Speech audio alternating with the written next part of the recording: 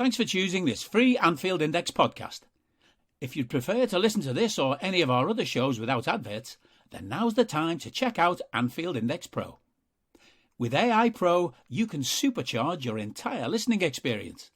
You'll not only get all of our podcasts without the ads, but you'll have them far faster with our Quick Publish feature available exclusively for subscribers. AI Pro also puts you in the heart of our sound studio, with an option to listen to many of our shows live and interact with the podcasters in real time as the shows are recording. Upgrading couldn't be easier. AI Pro is available on all popular podcast platforms, and we have our own apps for Apple and Android. Just head on over to AnfieldIndexPro.com and get started today. Hello and welcome to the Anfield Index Minefield podcast, your monthly podcast on all things to do with psychology and Liverpool FC and just football in general. As always, I'm joined by my co-host and expert in the field, Mr. Andrew Vincent. Andrew, how are you doing? Not too bad, Al. I've always wanted to be part of a monthly podcast, so I think actually I didn't, this schedule is great. It's working. Yeah. So today, Andrew, we're actually going to deal with one of the more, I suppose, serious elements of what the fan base have experienced over the last few days, and that is the impact on the people who attended the Champions League final as fans. We'll dip into maybe the players' piece as well, but also we'll look at the impact that it could have on children, and even not even children who were there as well. So, it's been a topic of conversation in my own house with my own teenagers, and the impact that it has on them, and how even I've heard them kind of go, I don't know if I'd want to go to a Champions League final because of what it was experienced by the people who went to it. So I suppose what are some of the elements that you think would be important for anybody who was there who may have found it traumatic? Yeah.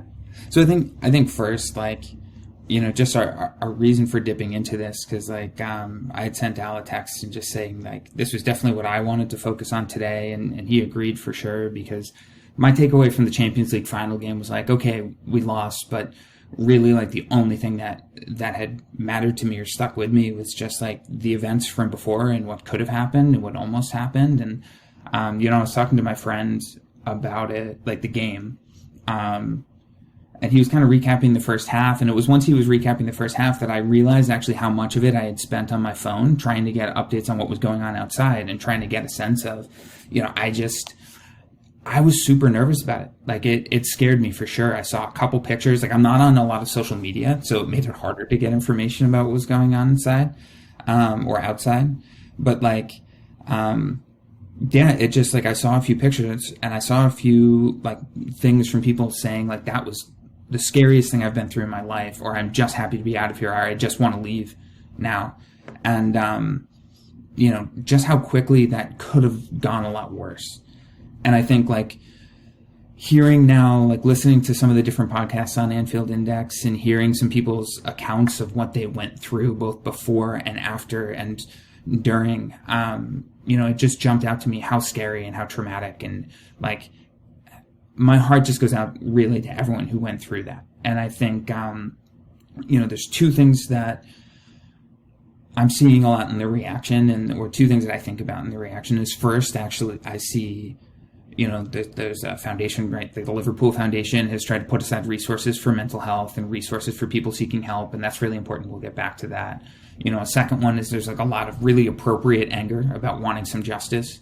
I think wanting apologies, I think that's really important. But sometimes when there's such a focus on anger, we don't always spend enough time focusing on the fear and focusing on the traumatic part. And so it's even if you get an apology now, or we get an apology now, does that help? Yes. But does that change what people went through? Does it change how scary it was? Does it change that people were afraid for their lives in these circumstances? No. And it's really important to be attentive to the moments of fear and vulnerability and loss of control in terms of how people can take care of themselves, because an apology isn't going to necessarily be enough for you to take care of yourself. And so, today, getting to this trauma response, fear response, is really important. And then, there was a third thing that I wanted to talk about in here, but it's not clicking for me. And I just want to pick up, just while you're thinking about it, on what you're saying. So when we are angry, or when we see anger in another human being, it is usually a mask for another emotion. And I think that's the piece. So I can be angry at you for something that you have or haven't done in terms of my expectations of what you have or hadn't done, and rightly or wrongly, right? But ultimately, there is another emotion underneath that is driving that, and I suspect it is fear.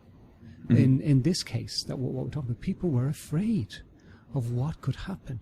People had felt that they were not in control of the situation because they weren't in control. And when we're not in control, that's where fear comes in. So I think it's really important that you're highlighting that, yes, the anger is justified, but in order for us to help to heal ourselves, we need to recognize what is the emotion that's underlying that we can actually focus on and start to heal.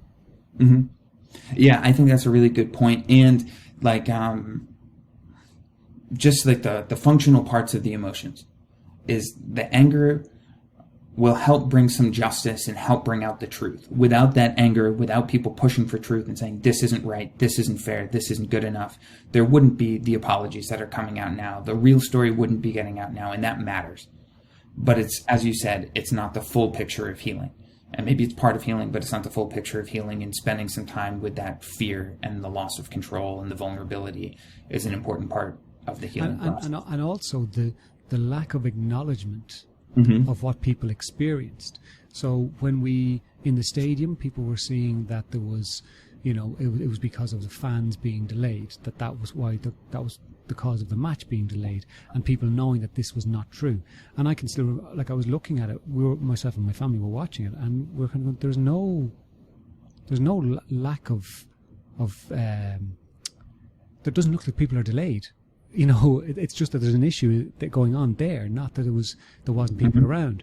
And then the subsequent lack of acknowledgement of what people experienced from the French authorities, from the French police, from the French government, and UEFA as well. Yeah. That all feeds into the anger, because there isn't that justice where a simple, we're sorry, we made a mistake. That straight away shows the other person that we see that you have been in pain. We see that we have caused distress to you. And all of a sudden that helps you to process what's going on, because yes, they've seen and they've heard me. And as a human being, acknowledgement is one of the core things that we need. We need to be seen. We need to know that people can see that we have worth and value. And that didn't happen on Saturday. Yeah, absolutely. And that actually brings up the third point that I wanted to make before, in the importance of acknowledgement. In this case, I think there's been a lot of really nice acknowledgement from what I've seen in Liverpool communities that this was really hard and this was really scary. But I can also imagine there's narratives that go on in all of our heads, and the things that we say to ourselves. And sometimes the things we say to ourselves, well, maybe I went through that, but I wasn't actually hurt, or, no one died, or, in the end, everyone got home okay or whatever, and people were hurt, people were injured. And so, certainly it's not the case for everybody, but there's these things we say to ourselves that it's well, maybe it wasn't that bad. And being able to, I just stop those thoughts, or notice those thoughts and notice that you're talking yourselves out of, this was bad. And if you have an experience of feeling pain from this, of feeling sad from this, of feeling fear from this, don't let those either narratives from outside, if there's people saying, well, this wasn't as bad as this, or this wasn't actually that bad, or other people went through worse. And sometimes that's true. Maybe you were there and you were in the stadium and someone else was outside. Maybe you got in fine. It doesn't matter. If your experience was that this was scary for you, if your experience was that this is stuck in your head and you're having trouble feeling like you can think about other things, and I'll get to that more. If your experience was that this was hard, it's not about comparisons. Don't let the comparison games stop you from getting that acknowledgement from other people, or getting that, acknowledging yourself. And like, it starts with acknowledging yourself and then not accepting less than that from other people. So if other people are trying to blow you off, you don't have to convince them. It might not be worth it, but it's important to have certain people in your life who do understand. And if people are saying, well, it wasn't that bad or this or whatever, like, that's their issue. But like, don't let that get in the way of your acknowledging yourself and what you went through. Yeah, that's so important. And like, what can happen is if we start to not validate our own feelings and our experience, well, then it's very easy to hear the narratives from outside to back up that our feelings and our experiences were not real or that were not justified. And in actual fact, a lot of the world we live in is very much outcome focused, but that's not where the real truth lies. So as you're saying, like, I vividly remember sitting and watching Hillsborough as it happened. I was young. I was 11, maybe 12 years of age. So I can still to this day remember and seeing, like, I feel it in my heart even talking about it. And then everything that came after that. And when I saw the videos of people being just sardined into these little areas, those emotions came back. So like, for me, there is, past trauma, even though I wasn't at Hillsborough. And I'm not saying that what I experienced was anything like anybody else experienced, but I did have an experience of it. And that's what's important. And it's okay for me to have that. And now the rest of the world might turn around and go, no, it's not okay. But that doesn't matter either, because I know for me it is. And that's what I think what you're saying is important for people to be able to say, that this is my experience and it's okay that I experience it. It's okay for me to feel this. Yes, absolutely. And I think, like, something I want to get back to that's really important in understanding people's reactions to this too is that, this isn't just traumatic. There's generational trauma here. And I'll explain later more about what that means. But having Hillsborough in our past makes this worse, makes this harder, makes this scarier, makes this more complicated and emotional. And like, as I said, like, we can circle back to that, but like, it absolutely matters in how it fits with this and compounds this.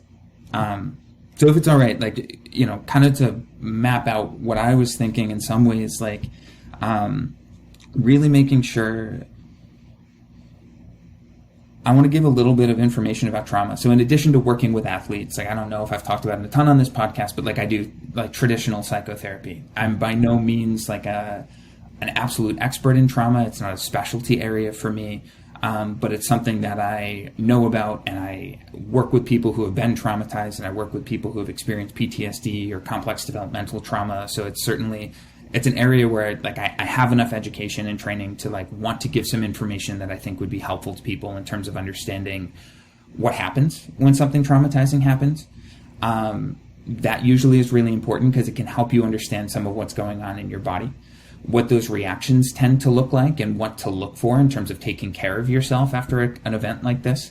What to look for in terms of monitoring. Is this something that I should seek help for or not seek help for? But like, if you're asking yourself that question, just go seek help, and we can talk more about that too. And then I can't give you exact information about what to expect prognosis wise, or how should this unfold over 2 weeks, 3 weeks, a month, because it changes from person to person. But at least some basics of what you want to be aware of and how to take care of that. So those are some of the things that I wanted to make time for. If you don't like dive into some of that right now. Please do. All right. So in terms of understanding trauma, what we're looking at is situations where someone feels threatened and out of control. Sometimes that can be in a situation where, it's like a life-threatening situation, but it can also just be like a really scary situation for other reasons. Maybe we're watching someone else who's in a life-threatening situation, or maybe we're just like out of control, but violence is threatened towards us, or like we're being violated or hurt or injured or in other ways, or treated in ways that are less than human. Like any of those things, like there is some sort of event or situation where we are in danger, and we are typically not in control. We lose control at some point. And so, like the things I'm hearing is when you are shuttled into an area where you're packed in like sardines and you can't move, you have no control. When you're next to someone who has a machine gun or pepper spray and you are at their mercy, you are out of control. When your loved one is outside and you don't know whether or not they're getting in or not, you are out of control. And so like these are the things that I'm talking about. And so as humans, like we do not like to be in these situations, and animals don't like being in these situations either. And so we have all of these mechanisms in our brain and in our body to protect us from feeling out of control. And we have all of these ways that we react to these situations. And often the trajectory of someone's response to a traumatic situation is in reaction to like the mechanism they fall into at a given time. And I'll explain that more. But basically, typically one of the first things that happens when someone is in a scary or threatening situation is they look around and they do what's called social referencing. And so if you're afraid and you look around and the people around you are calm and okay, like maybe especially if you're a kid and you're looking to your parent and your parent's like, hey, this is good, everything is fine, we feel calm. So we go from this sense of like heightened arousal to this sense of calm because I feel out of control, but the people around me feel in control. And so there's a sense of safety that I can hold, a sense of safety that can be there. That sense of safety is really important. If you are then looking around and the people around you are panicking also, that's when we go into more of a fight or flight response. And like people will be familiar with this idea of fight or flight probably, but it's more of like this emotion heightened state of I need to run or I need to fight or I need to protect myself. So it's this fight or flight. I'm not in control. How do I get out of this situation? Or how do I fight to get control of this situation? Don't forget the freeze, Andrew. Freeze is next. Yeah. And so freeze is a different function of the nervous system. And so fight or flight is like an emotional brain one. Freeze is like a reptilian brain one. Like, so I won't explain the brain chemistry, but it's like a deeper part of your brain. Like, if you think about social referencing is kind of like this more social part of the brain that's maybe more developed in people. Actually, the first one is we worry, right? We try to reason what's going on here and make sense of it. This is this very human prefrontal cortex part of the brain. The next one down, social referencing, like more of a mammalian part of the brain, which is still further on the outside. Fight or flight, you're getting deeper into the brain now. We share this in common with more different animals, not just mammals.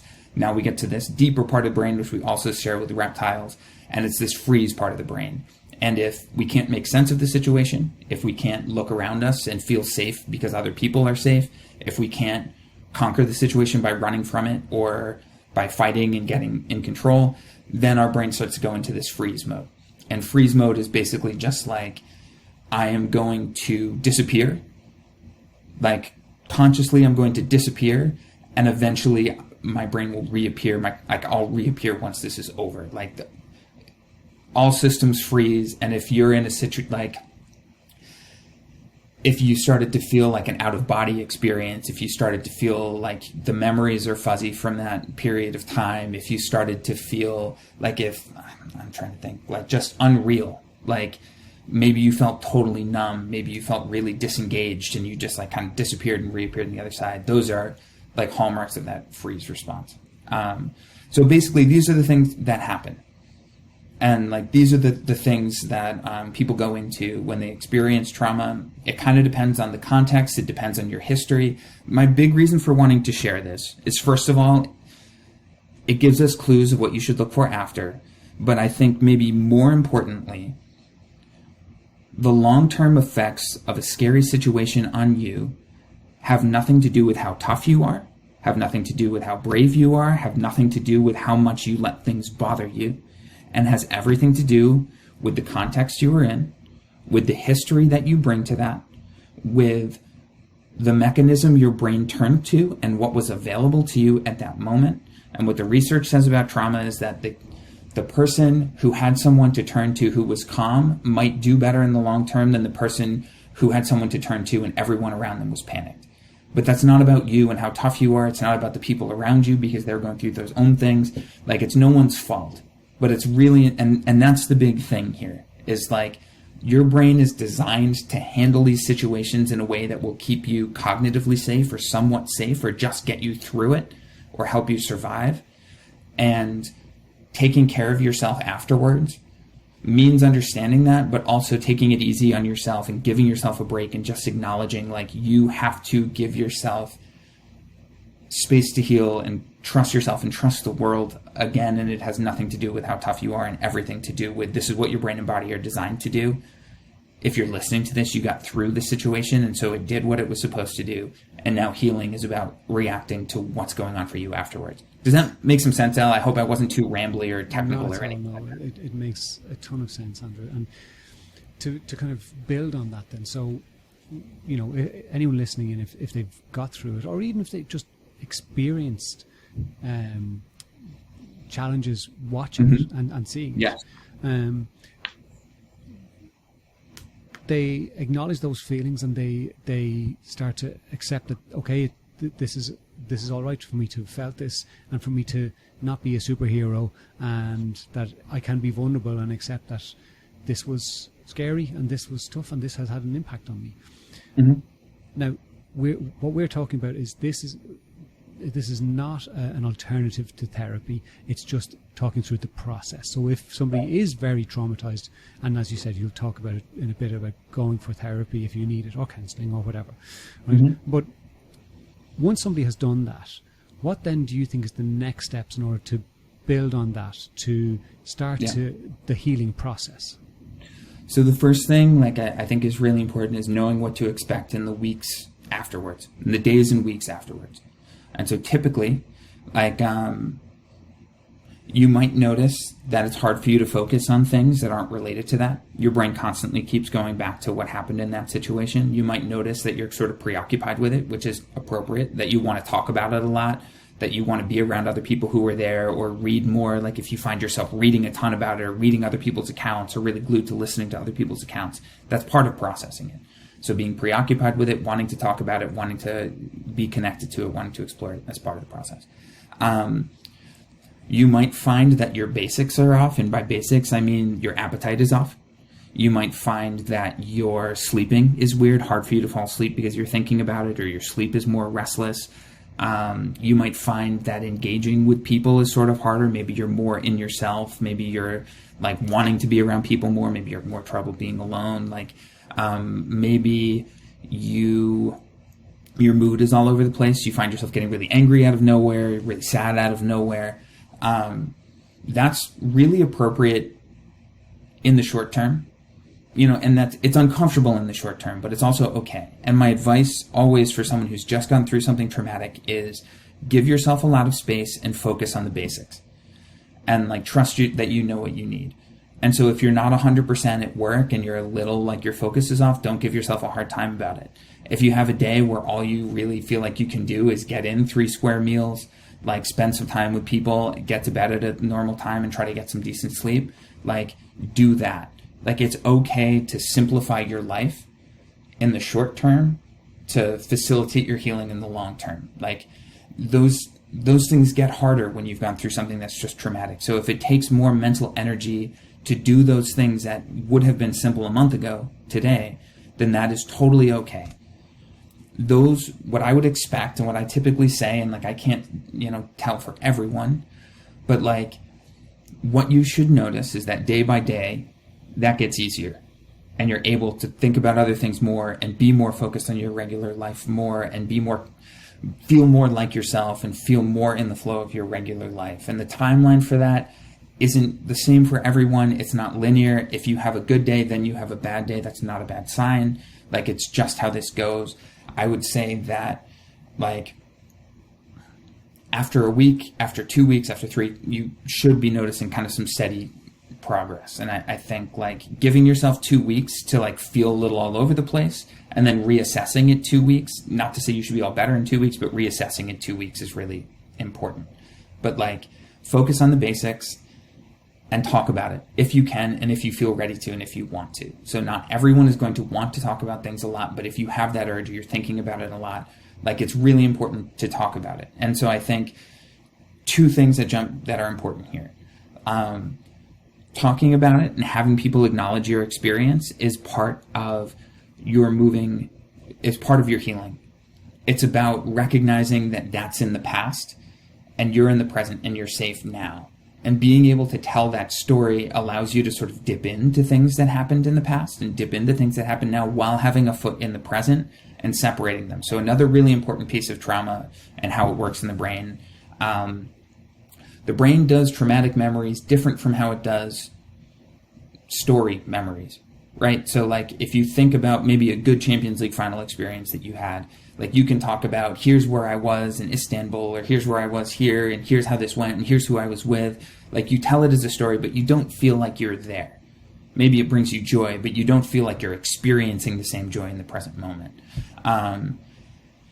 Traumatic memories, your brain stores them in a part of the brain, or like reacts to them in a way where you feel like you're reliving it viscerally. You can feel like you're reliving it viscerally. So it's not necessarily like, hey, this happened and this was scary, and like I can tell someone about it and the emotions are there, but I know I'm in the present. Sometimes what happens is that certain stimuli or certain parts of the story, all of a sudden we feel like we're back there.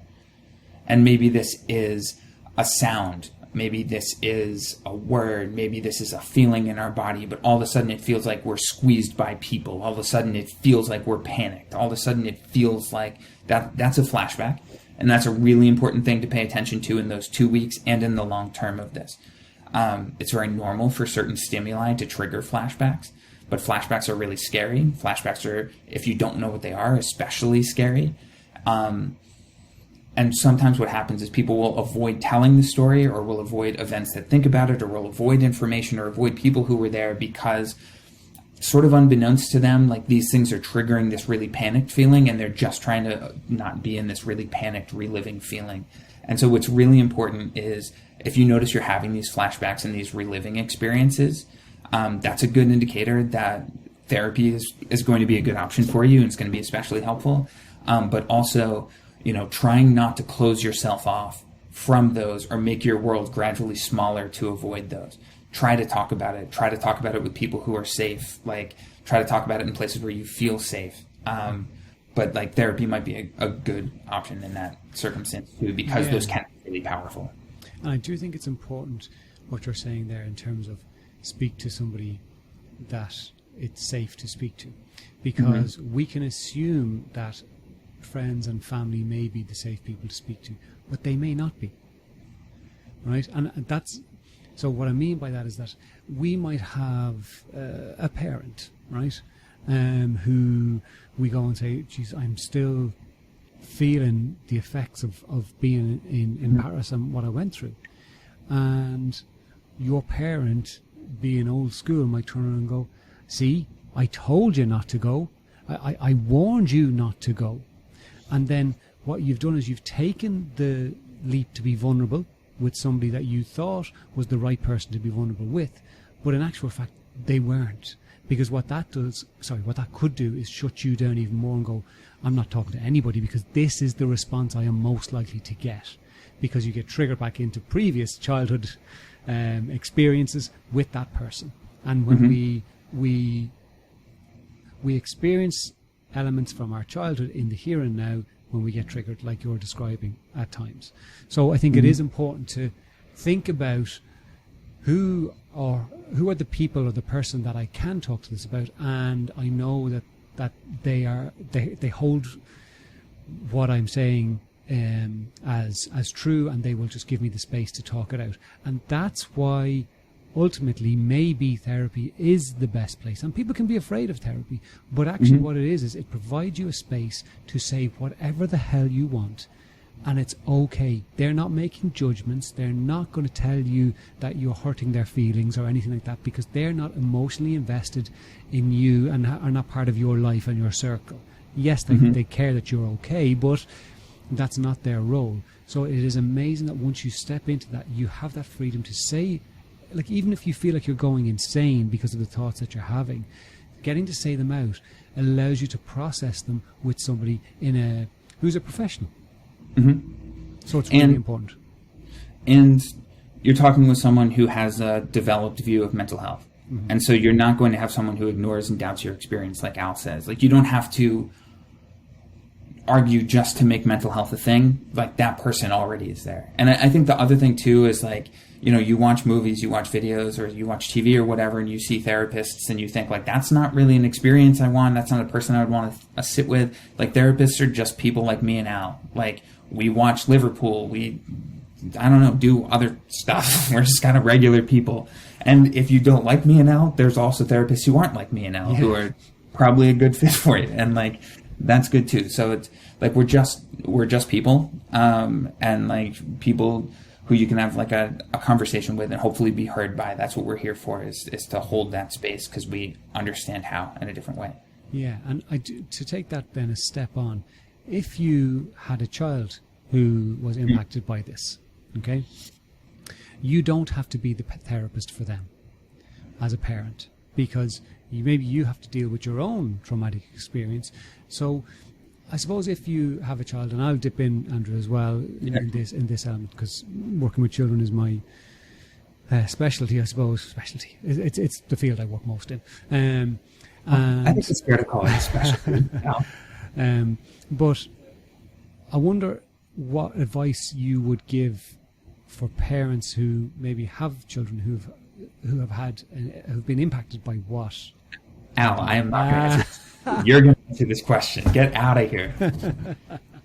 Al, what would you say to parents who have kids who have been affected by this and have been affected by this themselves? Thanks, Andrew. Well, you know, as I said, firstly, it would be to, you know, fix your own mask first.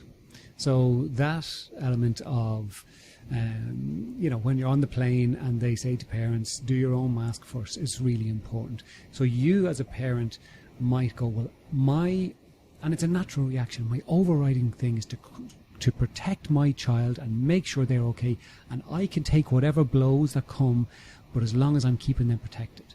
But you can't continue to take those blows and those hits. It's just impossible as a human being to do that. So check in with yourself, follow the process that Andrew has suggested, and then if you need therapy, go for it. If you don't, that's fine. That's absolutely fine too. Right? But what you can do is support your children through this process by talking about it if they are ready.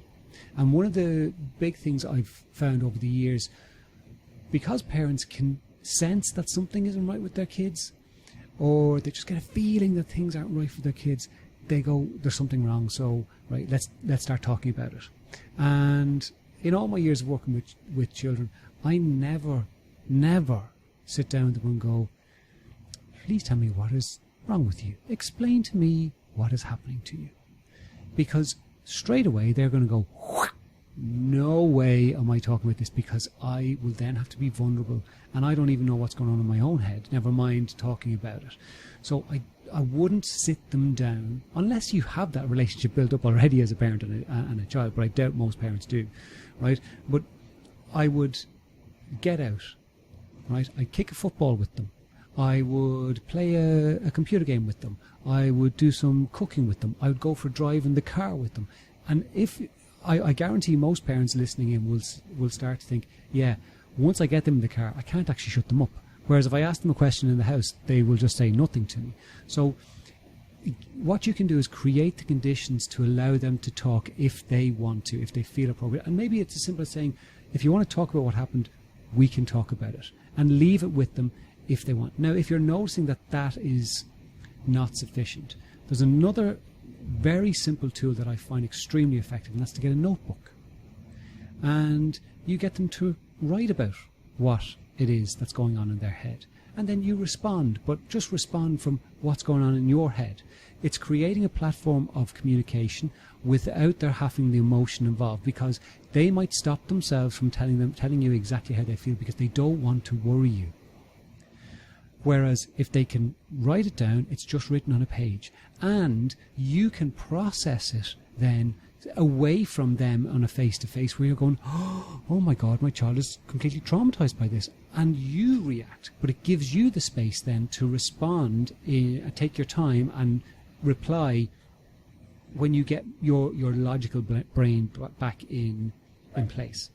But you might have a child who's absolutely fine with it, who does not show it, and we can presume that they are worried about it or they're concerned about it but they may not be, or they may move on past it much quicker than you will as an adult, because they trust you and you've told them the whole way along, we're actually okay.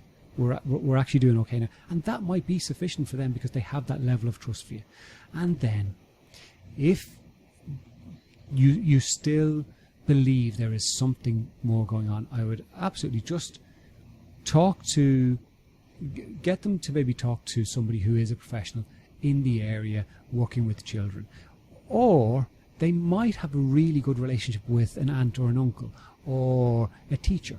And you can just say, look, can you just keep an eye or just check in with them and see if they're okay? So there's a few different options that I would suggest there, but you don't have to be your child's therapist, and you need to manage yourself for yourself to be able to help your children manage things for themselves as well. Mm-hmm. Yeah, super helpful. I think giving that permission to not be that therapist and not be all powerful and not take those blows, like, it is a big deal. And not also like taking the impetus, like, I have to have my child talk about this right now, like, I have to figure out a way to do this. Like, take the pressure off yourself, for sure. Yeah, it's really important. Have you anything you'd like to add to that, Andrew? Not about that in particular, but we're coming up on our time here, and there's a couple other things like I really wanted to address. And so, sometimes, we talk about the physical reactions to trauma and the emotional reactions to trauma, but there's also like these sort of existential reactions to trauma. And like, that sounds very out there, but like, there's two pieces of this that are so important. And the first one, like, I want to talk about Hillsborough, and I want to talk about generational trauma. And so there's something different that it's like for a Liverpool fan to watch other Liverpool fans in that situation. I'm going to get emotional, and I'm a million miles away from this, right? Like, I've only seen documentaries, and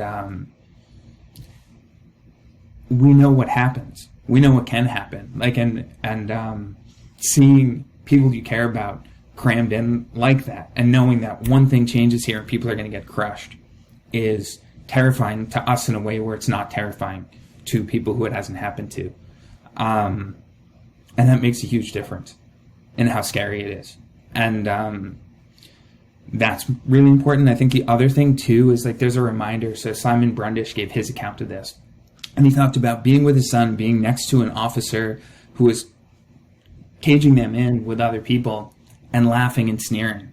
And there's a reminder there that we can be treated by other people as less than human, and that us as Liverpool fans in particular can be treated as less than human, and our pain and suffering can be ignored, and we can be put through terrible things in a way that other people aren't always subject to. And those reminders make this different, like, significantly different. And so if those are things you're troubling with, it's hard to make sense of the world afterwards if that's never been you. If you're Simon Brundish, like, not to single him out, but anyone in that group, and you've never had someone laugh at you while you were trying to survive and thought for a second, I might die here. It is hard to make sense of a world where this was you, and these are people you care about. And it's okay that it's going to take time to understand that. You're home, you're safe, you're okay, and that's a big deal. But, like, in the meantime, getting used to a world where something like that could happen, whereas a month ago it was maybe inconceivable to you that this could be you, is a different world to live in, and that takes adjusting to. And as a Liverpool fan, we always know in the back of our heads that that could be us. And I've never even been to a game. So for people who have been there, who experienced Hillsborough, who watched it on TV, like, this is worse, who lost people during Hillsborough. Like, this is going to be worse. It's a reminder of how we can be treated and what that can mean and how unsafe the world can be at times. And so the world can also be safe. The world can also be fine. Going to football matches can be safe. Going to football matches can be wonderful, but it's okay that it's going to be confusing for a little bit. And that's so important. It's okay that it can be confusing for a little bit. For anyone who experienced... Well, I'll take my experience. So I experienced watching Hillsborough and all that happened with that in the aftermath. And it did change my psychology around going to football matches until it didn't. And time allowed me to not think about that being a possible thing. So giving ourselves that time to re-establish our sense of surety in the world is really important. And the reality of it is that most people will go to matches and be absolutely fine. Most people will walk down the street and be fine. Most people will go to a concert and be fine. And that is the world we have to live in. But it's okay if that's a bit disrupted right now after what has happened, and it's okay to give yourself the space to take care of yourself. Mm-hmm. It's so important. Because if we take care of ourselves, then we can start to take care of the people around us. But it's important to acknowledge it and acknowledge the feelings, and not necessarily acknowledge to the world. If you are a strong person who is unwavering, you're not going to sit down with people and cry and say, I was really scared, or you're highly unlikely to do it. But it's okay. That's okay. You don't need to do that, but it's all right to sit down in your own space and allow yourself to be vulnerable in whatever way that feels appropriate to you, to try and process what's going on. Mm-hmm. Absolutely. And I think even if you just need to play this back and hear like other people saying that this is okay, like we were targeted and that was scary and it caused people harm and could have caused a lot more harm, and that was scary too. Absolutely. Andrew, thank you so much for your expertise and your insight in this. I think we will probably come back to this maybe in our next pod or in a future pod. But what I think we hope people will take from this is that it's okay to take care of yourself, mm-hmm. and reach out to people if you need that support. Absolutely. Okay, Andrew, until next time, take care of yourself. You too. We hope you enjoyed listening to this Anfield Index show. Please be sure to subscribe to our channel so future podcasts find their way to your device automatically. There's nothing quite like fan engagement, and we'd love to know what you think of anything discussed on this show. The best way to get in touch is over on our free Discord community, where both podcasters and listeners debate the hottest LFC topics 24/7. Sign up free now at AnfieldIndex.com/Discord. You won't regret it. You can also follow us on Twitter at Anfield Index and find us on Facebook by searching for Anfield Index. Oh, and before you go, we'd love it if you could leave us a 5-star review on your favourite podcast app. It only takes a couple of seconds, and it means the world to the people who create these free shows.